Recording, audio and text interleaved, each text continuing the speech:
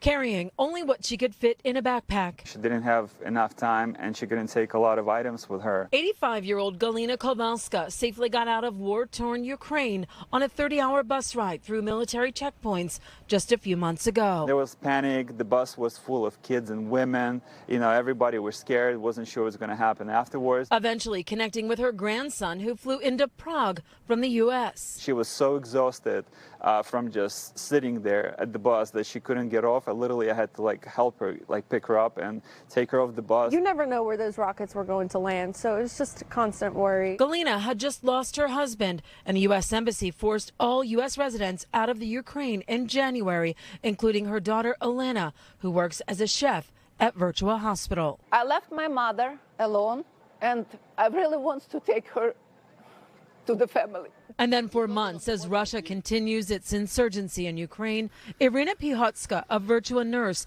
and someone who heals, couldn't make things better. I didn't know how to make her happy, but the moment that grandmom arrived is when I saw my mom smile for the first time. Now with 3 generations in the U.S., the Pihotska family is sharing part of their culture to raise humanitarian aid for Ukraine. I want people to realize that borscht is Ukrainian and not Russian. They came up with a Ukrainian menu, making recipes to include cabbage dishes and an open-faced chicken Kiev sandwich. All this to share with their colleagues, visitors, and patients at Virtua Health Systems cafeterias on 5 campuses. We picked those items because we thought the American people or people all over the world would really enjoy them the most. The proceeds from the food and Here for Good shirt sales will all benefit charities that will help the Ukrainian people. They have loved ones still there. My nephew's fighting in the war. It's heartwarming for the whole family, especially Galina. She came here and she has to start her life from scratch, but the thing is,